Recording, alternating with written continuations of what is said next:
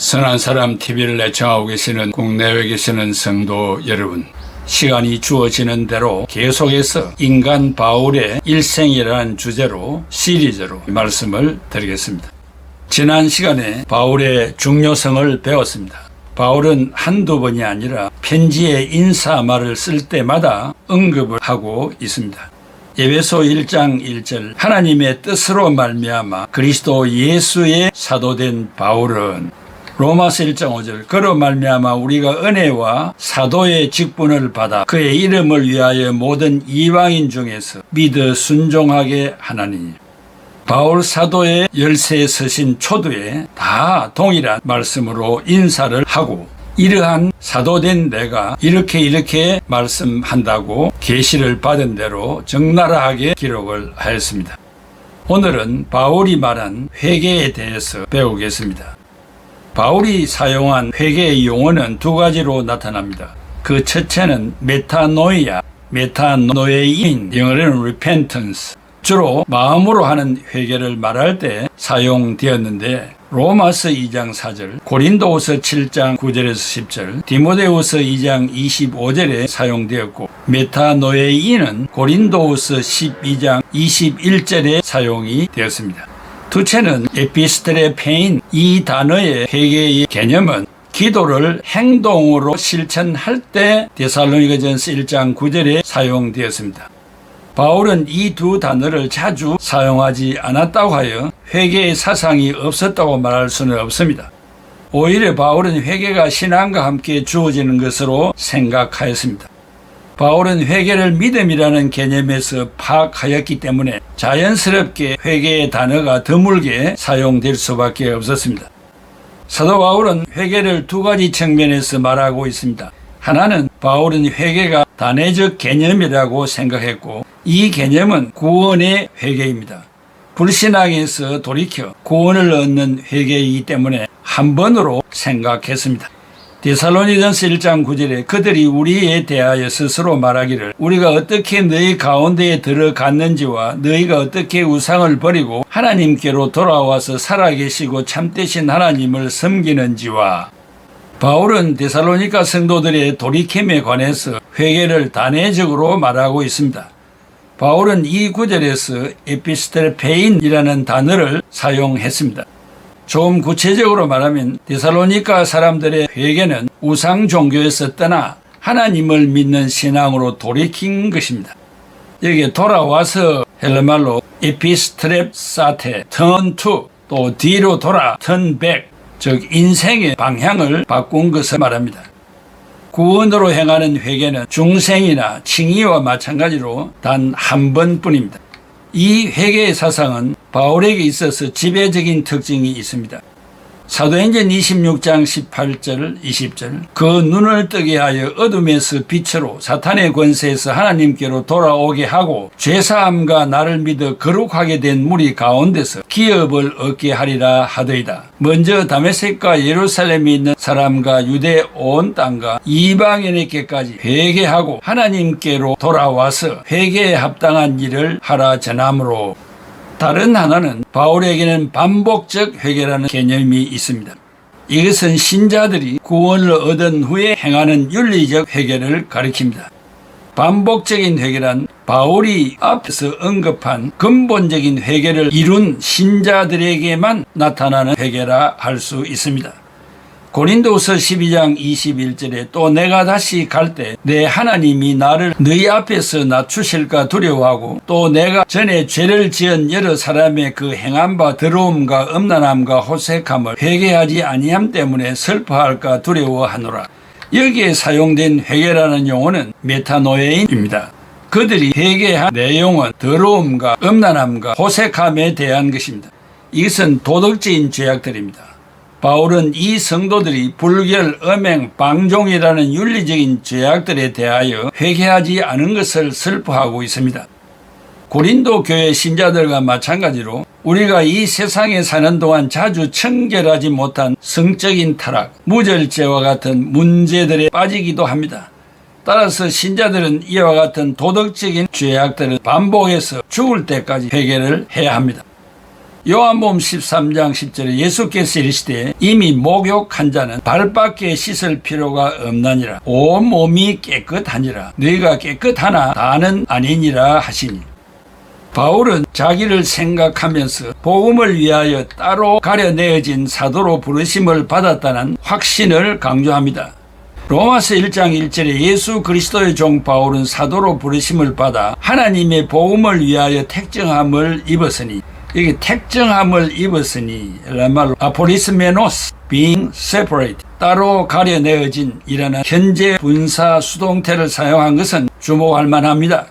즉 하나님에 의하여 구별된 자라는 의미이고 결단코 인간적인 방법으로 만들어진 것이 아니라는 말입니다. 갈라디아서 1장 15절에 그러나 내 어머니의 태로부터 나를 택정하시고 그의 은혜로 나를 부르시니가, 여기서도 택정함을 현재 분사 수동태 아포리메노스를 사용했습니다. 즉 많은 사람 가운데서 따로 가려내어졌다는 말입니다. 창세전에 사용하기로 선택된 사람이라는 말입니다. 특별히 바울은 로마서 1장 5절 모든 이방인 중에서 믿어 순종하게 하나니 믿음의 순종을 전파하기 위하여 사도 직분을 은혜로 받았습니다. 문법적으로 현재 완료형으로서 많은 사람 중에 골라 뽑아 나에게 사도직이라는 직분을 주셨는데 지금도 계속되고 있다는 것입니다. 또한 바울은 강조합니다. 갈라디아서 1장 1절에 사람들에게서 난 것도 아니요 사람으로 말미암은 것도 아니요 오직 예수 그리스도와 그를 죽은 자 가운데서 살리신 하나님 아버지로 말미암아 사도된 바울은이라고 했습니다. 바울은 어떤 사람에게서 임명받은 것도 아니고 인맥으로 사람을 통해서 파견된 것도 아니라 오직 예수 그리스도와 예수 그리스도가 십자가에 죽었는데 그를 살리신 하나님 아버지를 통해서 선택된 사도인 나 바울은 하고 편지를 쓰고 있습니다. 종이에 쓴 한 통의 편지를 가볍게 여기지 않도록 하기 위하여 바울의 신분이 하나님에게서 비롯되었음을 정확하게 강조하고 있습니다. 이상과 같이 세 가지 방식으로 자신의 사도직을 말하고 있습니다. 그 하나는 사람들이 시킨 것도 아니고, 둘째는 사람을 통해서 받은 것도 아니며, 셋째 십자가에 죽은 예수를 살리신 하나님 아버지께서 직접 주셨다고 하였습니다. 이와 비슷한 의제로 복음에 대해서도 말합니다. 갈라디아서 1장 12절에 이는 내가 사람에게서 받은 것도 아니요 배운 것도 아니요 오직 예수 그리스도의 계시로 말미암은 것이라. 예수 그리스도의 계시를 통해서 받았다고 하면서 갈라디아서 1장 1절과 12절의 두 절 말씀에서 자신의 소명과 사도라고 불릴 권리 사이에 밀접한 관계를 이끌어내고 있습니다. 또한 바울은 복음과 사도직이 다메섹으로 가는 길에서 체험한 그리스도의 현현에 근거한다는 것을 강조하여 확언합니다. 사도행전 9장 1절에서 25절 바울의 소명에 대한 극적인 묘사가 나타납니다. 다른 구절 사도행전 22장 1절에서 21절의 회개에 대한 언급은 3번 나타납니다. 이것은 이신칭의보다 더 많은 지면에서 나타납니다. 사도행전 9장에서 부활의 주님을 두 눈으로 직접 목격하였고 12사도의 반열에 들어가 있다는 사실을 강조하였습니다. 사도행전 22장은 바울 자신만이 영광 중에 나타나신 주님을 목격했음을 강조합니다. 사도행전 26장은 아그리빠 왕 앞에 행해진 변호 가운데 기록된 것으로 사도로 부름을 받은 것에 초점이 맞추어져 있습니다. 앞에 2장, 9장과 22장은 다메섹에서 바울이 회개한 장면에 강조점이 있고, 세 번째 26장의 기사는 예수 그리스도의 구속의 역사를 확장하기 위하여 도구로 부르심을 받은 것을 강조하고 있습니다. 이 순간 바울은 막 뚫린 샘에서 맑은 물이 튀어나오듯 어두움에 빛이 비추이듯 깨달음이 들면서 자신이 잘못된 방향에서 살았음을 깨닫게 된 것입니다. 바울은 강력한 하나님의 부르심 앞에 꼬꾸라져 잘못을 철저히 회개하고 성교를 위하여 부름을 받게 된 것입니다. 바울은 고린도전서 9장 16절 내가 복음을 전할지라도 자랑할 것이 없으면 내가 부득불할 일임이라. 만일 복음을 전하지 아니하면 내게 화가 있을 것이로다. 이 고백이 바울의 전 생애를 지배하게 되었습니다. 이 사건은 바울이 이방인을 위한 사도로 즉 선교사로 부름을 받았다는 사실을 거듭 확인해 주고 있습니다. 바울이 받은 사도권은 그의 사역 중 계속 의심을 받았습니다. 그럴 것이 누가 어디서 바울에게 사도권을 준 일이 없었기 때문입니다. 성경은 바울의 사도권이 주님으로부터 직접 내려왔다는 것을 말하고 있기 때문입니다. 바울이 직접 핍박했던 예수님을 자기의 구주로 영접한 것이 회개의 성격이고, 바울이 이방인의 사도로 부름을 받았다는 것은 소명의 성격임을 강조하고 있습니다. 사도행전 9장 15, 16절 주께서 이르시되 가라. 이 사람은 내 이름을 이방인과 임금들과 이스라엘 자손들에게 전하기 위하여 택한 나의 그릇이라. 그가 내 이름을 위하여 얼마나 고난을 받아야 할 것을 내가 그에게 보이리라 하시니. 바울이 다메섹에서 체험한 것이 단순한 회개 경험만이 아닙니다. 이 회개를 통하여 과거에 가지고 있었던 가치관, 헌신의 대상이 완전히 바뀌는 것을 체험하였습니다. 바울이 과거의 구원의 길이며 가장 중요하게 생각했던 율법이 이제는 부활하신 예수 그리스도로 대치되었습니다. 이런 점에서 바울의 다메섹 체험은 가히 회개의 경험이라 할 수 있습니다. 바울에게 있어서 놀라운 것은 율법주의자 사울을 회개시키는 것이기도 하지만 그 이상 그를 이방 선교사로 부르시는 소명의 경험이었습니다. 바울이 훗날 갈라디아 교인들에게 편지를 보내면서 자신의 다메섹 경험을 가리켜 갈라디아서 1장 16절에 그의 아들을 이방에 전하기 위하여 그를 내 속에서 나타내시기를 기뻐하셨을 때에 내가 곧 혈육과 언언하지 아니하고 라고 하였습니다. 예수 그리스도가 바울을 만나 주신 것은 바로 바울을 이방인을 위한 선교사로 부르시기 위한 것이었습니다. 바울의 선교적 소명은 다메섹 도상에서 주님으로부터 직접 받은 것과 함께 아나니아의 확인을 통해 분명하고 구체적인 것이었습니다.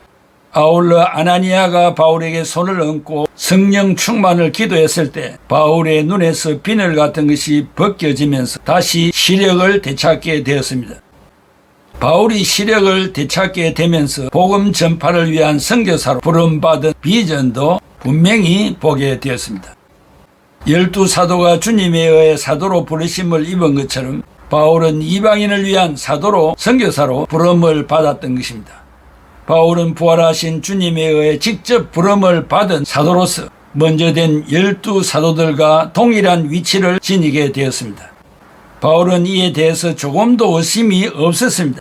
이것이 그의 선교 사역을 가능하게 한 원동력이었고, 바울의 사도직에 대해 의문이 제기될 때 그것은 그가 전하는 복음을 와해시키기 위한 사탄의 장난이었습니다.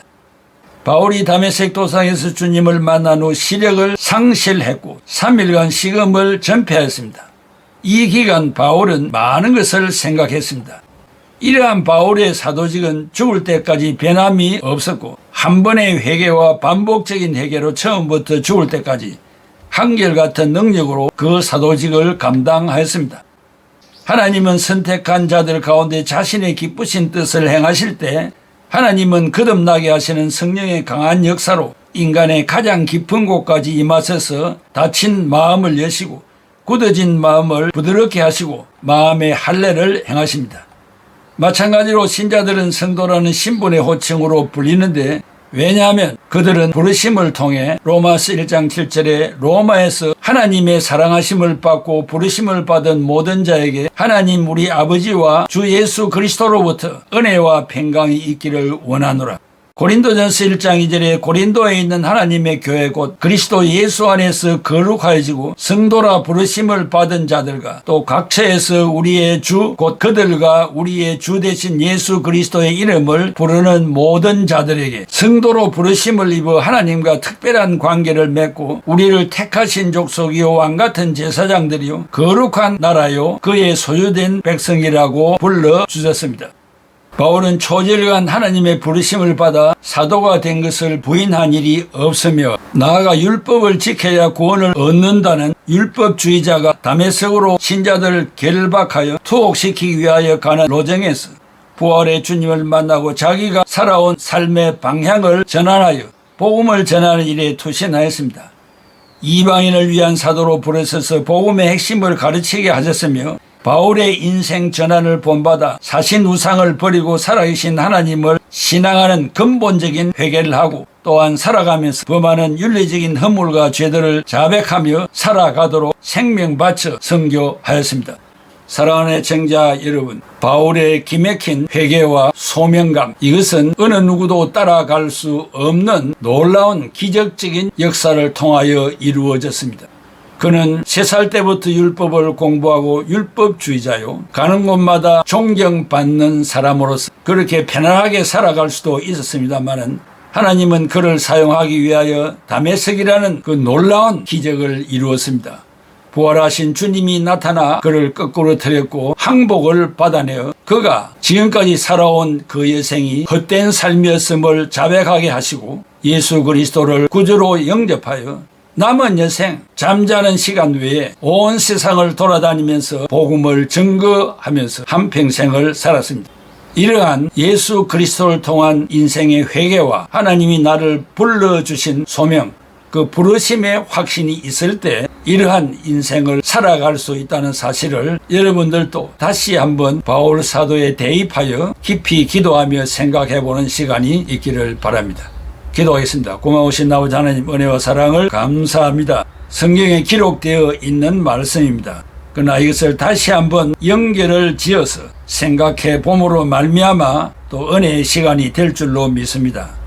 이 말씀을 듣는 모든 사람, 자신의 부족을 느끼고 사도 바울의 뒤를 따라가는 사랑받는 애청자들이 다 되게 하여 주옵소서. 예수 그리스도의 이름으로 기도하옵나이다. 아멘.